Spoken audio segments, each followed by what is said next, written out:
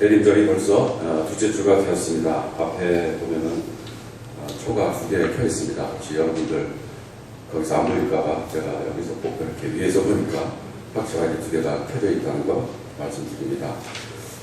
초가 하나씩 켜지면서 우리들은 예수님께서 이 땅에 태어나신 그날에 더 가까워지고 또 장차 예수님께서 이 땅에 다시 오실 그날이 더욱더 우리들에게 생생하게 다가오게 됩니다. 여러분 중에서 혹시 2008년에 특별한 경험을 해둔 분 계시나요? 2008년에 어디에 계셨습니까? 어디에서 어떤 일을 하셨어요? 지금부터 한 7, 8년 전인데요. 혹시 2008년으로 돌아가고 싶은 분 계십니까? 제가 2008년으로 여러분을 보내드릴 수 있습니다. 네, 농담이 아니고요. 정말로 여러분이 이디오피아로 가는 비행기 표를 사서 거기에 가면은 거기는 지금 2008년입니다. 저도 몰랐는데 그 이디오피아에서 유학 온 학생이 얘기하는 걸 보면서 들었어요. 이디오피아는 우리가 세계적으로 많이 쓰고 있는 그레고리안 달력을 쓰지 않고 콥틱 달력을 쓴다고 합니다. 그래서 콥틱 달력에 의하면은 예수님이 태어난 해가 기원전 한 7년쯤 된다고 이제 계산을 한 거예요. 우리가 예수님께서 태어난 게 영년은 아니거든요. 그죠? 그래서 그레고리안 달력도 여러 가지로 추정을 해서 만든 달력인데 우리가 지키고 있는 그레고리안 달력이 꼭 맞다고는 할 수 없습니다. 그런 점에서 볼 때 콥틱 달력이 더 맞을 수도 있겠죠. 그러나 중요한 것은 이디오피아에 있는 기독교인들은 굉장히 이 연도를 세는 데 있어서 아주 정성을 들이고 신중하게 한다는 것이죠.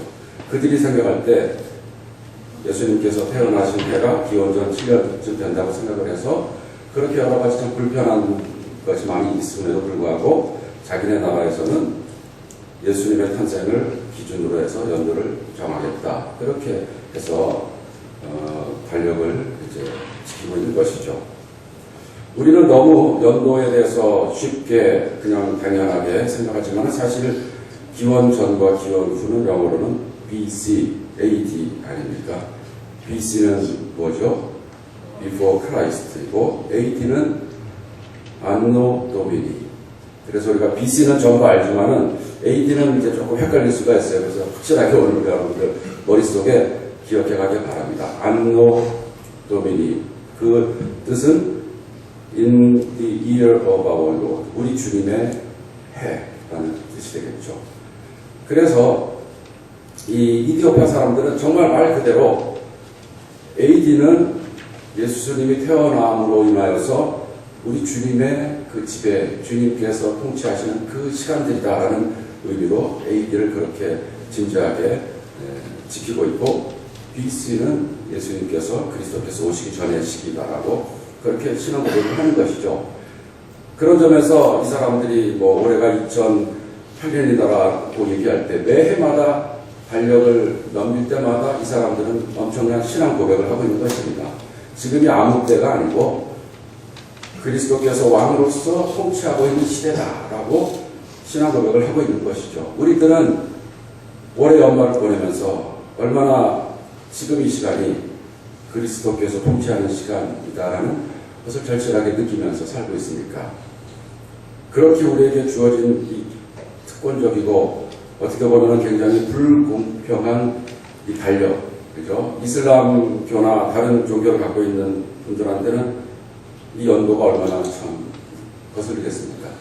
우리에게 이렇게 특권적으로 주어진 이 그레고리안 달력의 의미를 우리가 진정으로 생각하지 못하면서 하루하루 살다면 우리는 그야말로 너무 많은 것을 잃고 사는 게 아닌가 생각을 하게 됩니다.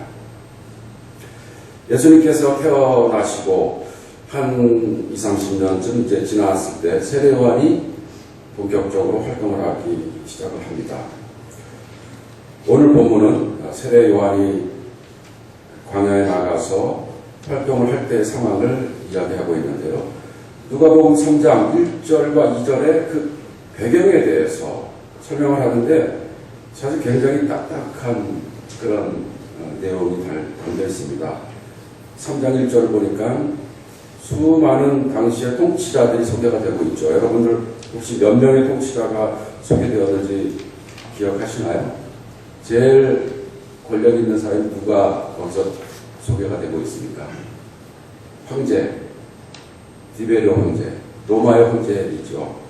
그리고 그 아래 총독 빌라도가 당시 이스라엘 지역, 유대 지역을 통치하고 있었고, 또 3명의 분봉왕이 소개가 됩니다. 당시 그 예수님께서 태어나시기 전에 대헤롯이라 그래서 헤롯 대왕이 당시 강력한 왕권을 수립하여서 헤롯의 자손들이 오랫동안 유대의 왕으로 통치를 했습니다. 헤롯이 죽고 나서 헤롯은 그 나라를 셋으로 나눠서 각각 분봉왕으로 이제 세웠습니다. 그래서 헤롯 안티파스가 갈릴리 지역을 통치했고, 그의 동생인 빌립은 그리고 또 루사니아라는 사람은 갈릴리의 북동쪽을 통치를 하였습니다. 전체적으로 보면은 로마의 지배하에 유대 땅이 완전히 통치가 된 것을 알 수가 있습니다. 그리고 또 안나스와 가야바가 당시 제사장으로 소개가 되고 있습니다. 안나스와 가야바는 로마 정부가 임명한 제사장이었습니다. 당시는 로마 정부가 제사장까지도 임명을 하였고, 예루살렘 성전에서 이루어지는 모든 돈 거래에 관해서도 로마 정부가 관여를 했고, 심지어는 제사장들이 입는 그 특별한 예복도 그 키를 로마에서 갖고 있었다고 해요. 그래서 허락을 받고 그 옷을 입을 수가 있었다고 합니다. 왜 이렇게 자세하게 당시의 정치적인 상황을 이야기하고 있을까? 우리가 궁금해할 수밖에 없습니다. 누가복음을 읽는 독자들은 이 말씀을 이렇게 접하면서 어떤 생각을 했을까요? 제 생각에는 참 답답했을 것 같아요. 그리고 마음속으로 절망감과 울분이 가득했을 것으로 생각이 됩니다. 왜냐하면은 당시 이 온 유대 나라는 로마의 지배를 철저하게 받고 있었기 때문입니다. 많은 왕들이 등장하지만은 전부 사실은 괴뢰 지도자들이죠. 다 허수아비와 같은 지도자들이죠.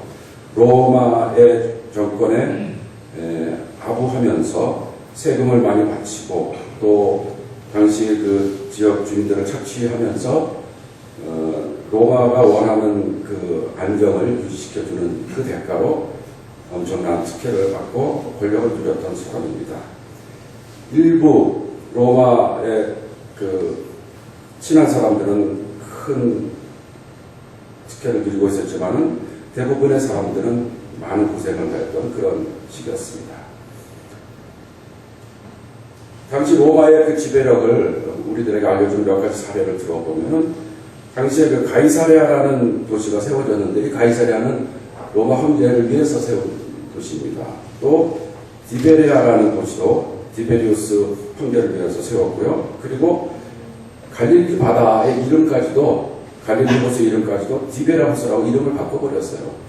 이게 이렇게 낯설지는 않죠. 우리가 일본의 그 지배를 36년 동안 받았는데 얼마나 우리나라의 지명이 많이 바뀌었습니까? 옛날 지명들, 좋은 지명들 다 없어지고 일본식 이름으로 지명이 바뀌고 이름도 바뀌고 모든 것이 바뀌지 않았습니까? 36년 동안 지배를 받으면서 그렇게 크게 바뀌었는데 당시 이스라엘 지역은 그거보다 훨씬 오래된 기간 동안 통치를 받으면서 완전히 로마가 실질적으로 지배하면서 착취하는 그런 상황이었던 것이죠. 당시 사회에서 정의와 공평은 사라진 지 이미 오래됐습니다. 권력을 누리는 자와 권력에 아부하는 자만이 번영을 누릴 수 있었던 그런 상황이었습니다. 많은 사람들이 로마의 지배는 완전하고 완벽하고 영원할 것이다라고 생각을 하는 그런 상황이었습니다. 그런 상황을 로마는 평화라고 이야기했습니다. 허울이 좋은 평화이죠. 무력으로, 군사력으로 억지로 눌러서 유지하는 그런 평화가 팍스 로마나였습니다. 거짓된 왕국의 평화. 겉으로 볼 때는 안정되고 번영을 누리는 것 같지만 그러나 그 속에서는 썩어가고 그리고 많은 사람들이 고통을 당하면서 사는 그런 시스템이 바로 세례요한이 와서 새로운 길을 닦아야만 되는 그런 상황이었다는 것을 우리들이 알 수 있습니다. 혹시 제가 특별한 상품을 오늘 잠깐 소개한다고 해서 오해는 하시지 말기 바랍니다. 혹시 페브리즈라는 게 뭐 하는 건지 아시나요? 못 들어보셨어요? 네? 탈취제죠. 네, 잘 아시네요. 페브리즈가 P&G라는 그 회사에서 개발을 하였는데 이 페브리즈가 개발된 게 굉장히 우연에 의해서라고 합니다. 스팀슨이라는 연구원이 어느 날 회사 끝나고 집에 왔는데 그 와이프가 당신 담배 한 대 끊었어 이렇게 질문을 하더래요. 그래서 왜 그런가 했더니 자기 몸에서 항상 담배 냄새가 났는데 담배 냄새가 오늘은 전혀 안 난다는 거예요. 그래서 곰곰이 생각해 보니까 오늘 실험실에서 HPBCD라는 어떤 그 스프레이에 이렇게 자기가 노출이 된 것이 기억이 났어요. 그래서 가보니까 이 제품이, 이 약품이 냄새를 없애는데 굉장히 특별한 효력이 있다는 것을 알게 됐습니다. 그래서 회사에다 보고를 했더니 이거는 정말 큰 히트를 낼 수 있는 제품이다라고 얘기해서 엄청난 투자를 해서 제품을 만들어서 팔기 시작을 했습니다. 이 P&G는 굉장히 큰 회사로서 우리가 아는 제품도 많이 판매를 했어요. 듀라셀이라는 건전지, 또 바운티 키친타월 외에도 많은 것을 성공적으로 판매를 했는데 이상하게 2년이 지났는데도 이 매출이 오르지 않는 것이었어요. 그래서 하버드 비즈니스 스쿨의 교수들에게 조사를 시켰더니 이런 사실을 찾아냈습니다. 분명히 이 페브리즈는 냄새를 없애는 데 탁월한 효과가 있습니다. 이것은 증명이 됐는데 그래서 많은 사람들이 각각 집마다 적어도 이 페브리즈가 하나씩은 다 있다고 해요. 그런데 문제는 하나는 있는데 그 다음에 2개를 사지 않는 거예요. 그리고 하나도 대부분이 그냥 다 쓰지 않고 남아있다는 것이에요. 그래서 왜 그런가 그걸 알아봤더니 주로 많은 사람들이 이 페브리즈를 사게 되는 계기가 애완동물을 기르거나 농장을 운영하는 사람들이 이제 친구들이나 방문한 사람이 집에서 냄새가 나는 것 같아요. 당신 몸에서 냄새가 나요. 이런 얘기를 하면은 그걸 산다는 거예요. 그래서 그때 이제 뿌린다는 거예요. 그런데 본인들은 자기들이 냄새가 나고 자기 집에서 냄새가 난다는 것을 전혀 느끼지 못하고 살기 때문에 그때 샀지만은 그다음부터는 이 탈취제를 쓸 필요를 느끼지 못해서 그래서 결국 한번 사놓고 안 쓴다는 거예요. 그것을 알고 이 사람들이 이제 전략을 바꿨습니다. 그래서 페브리즈는 냄새를 없애는 탈취제다라고 하기보다는 청소를 이렇게 진공청소기로 청소를 쫙 하고 나서 쫙 뿌리면은 모든 게 완결이 되는 그런 제품이다라고 얘기를 하고 그동안은 무생무치였는데 여기다가 이제 좋은 향을 넣었다고 합니다. 그러니까 향을 없애는 냄새를 없애는 제품인데 거기다가 냄새를 첨부해서 그 판매 전략을 바꿨더니 엄청나게 이제 팔리기 시작을 했다고 해요. 우리도 모르는 사이에 우리가 스스로 악취에 너무 익숙해져서 그 탈취를 할 필요가 있다는 것을 깨닫지 못하면서 사는 상황이 이렇게 자연스럽게 생긴다는 것입니다. 당시 로마의 지배하에서 살았던 사람들은 너무나도 로마의 지배하에서 권력에 아부하고 정의나 공평 혹은 사랑과 배려 이런 것들을 멀리하면서 자기의 생존과 자기의 어떤 출세를 위해서 사는데 너무 익숙해졌기 때문에 그게 죄라는 것을 모두 깨닫지 못하고 살았다는 것이죠. 바로 그런 기간에 그런 상황에서 세례 요한이 회개하라라는 메시지를 우리에게 던져주고 있는 것입니다. 이렇게 화려하고 그 권력의 영향하에서 온 세계를 지배하는 것 같은 그런 로마의 지배와는 달리 세례 요한의 등장은 굉장히 아주 차별이 됩니다. 세례 요한은 광야에서 그 외침을 하게 됩니다. 광야는 우리 성경에서는 특별한 의미가 있죠. 광야는 고난과 시련과 훈련과 단련, 영적인 수련과 결단의 그런 공간입니다. 늘 맹수의 위협이 있고 굶주림, 또 추위, 또 기갈의 어려움이 있는 곳이어서 하나님의 은혜가 아니면은 살 수가 없는 것입니다. 자기가 의뢰할 수 있는 모든 것을 다 버려버리고 하나님께만 의뢰할 수 있는 그런 공간이고 단련의 공간, 정면의 공간이라고 볼 수가 있겠죠. 바로 하나님께서는 이 광야를 택하여서 세례 요한에게 특별한 사명을 맡겼던 것입니다. 화려한 궁궐이 아니고 철통과 같은 그런 요새가 아니고 광야에서 하나님의 말씀이 하늘로부터 세례 요한에게 내려서 앞으로의 길을 예비하라라는 사명을 주게 되는 것이죠. 하나님의 말씀이 광야에 있는 사가랴의 아들 요한에게 내렸다. 이렇게 말씀을 하고 있습니다. 사가랴는 당시 제사장 중에 한 명으로서 세례 요한이 태어나서 세례 요한에게 이름을 지어줄 때 세례 요한의 사명에 대해서 예언을 하였던 예언자라고도 볼 수가 있겠습니다.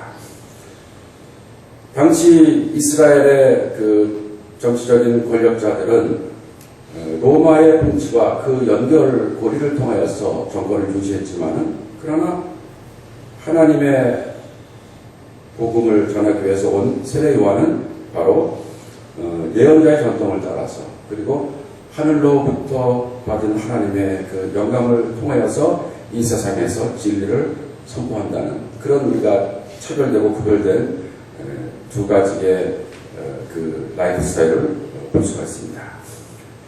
세례 요한이 외쳐야 될 그 메시지는 다음 주에 우리가 더 깊게 다루게 됩니다.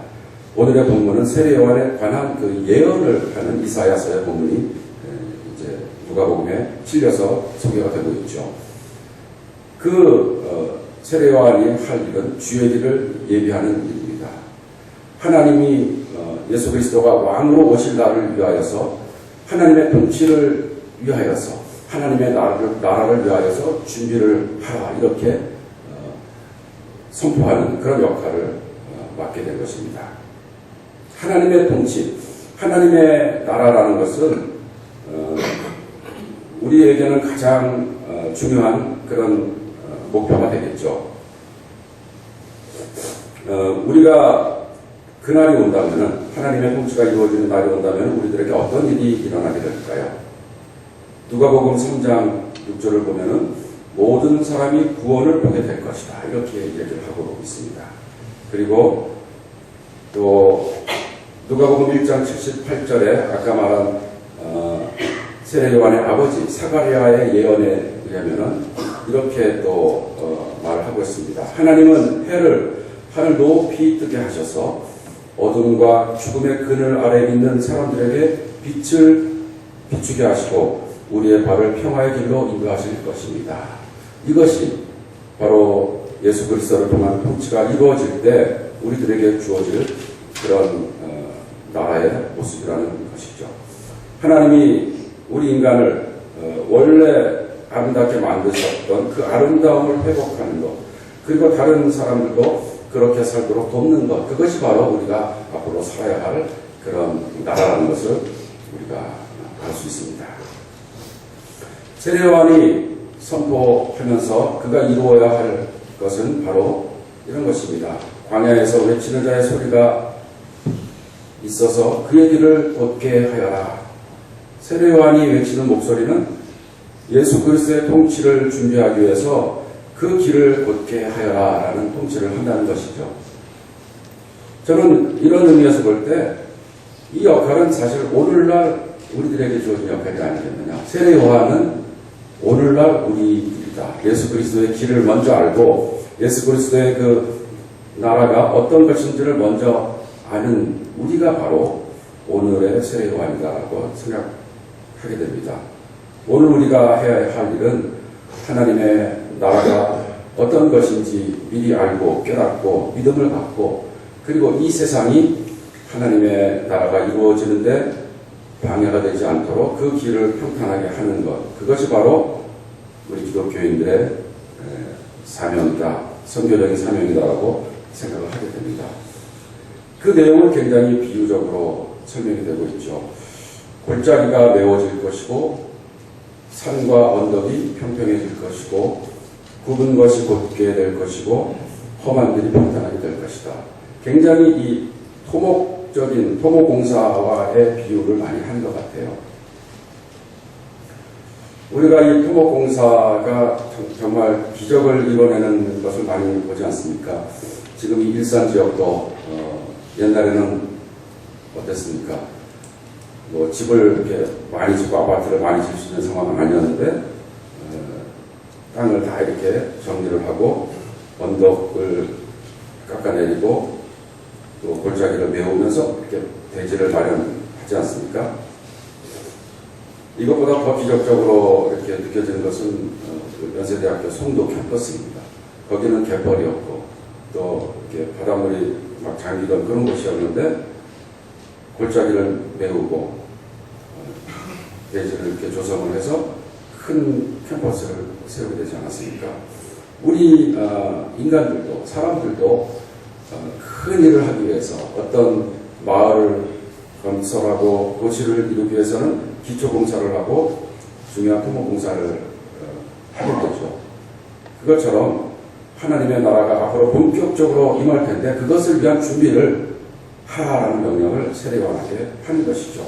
이것은 그런 준비를 안 하면 그런 나라가 세워지기 힘들기 때문이 아니고 사실은 우리 자신이 하나님께서 통치하실 그 완전한 나라에 더 잘 적응을 하기 위해서 너무나도 엄청난 문화적인 충격을 받지 않기 위해서 그리고 세상의 많은 사람들이 앞으로 올 하나님의 나라가 어떤 것인지를 알고 준비를 할 수 있는 그런 기회를 주기 위해서 우리들에게 그런 사명을 맡겨주시는 것이죠.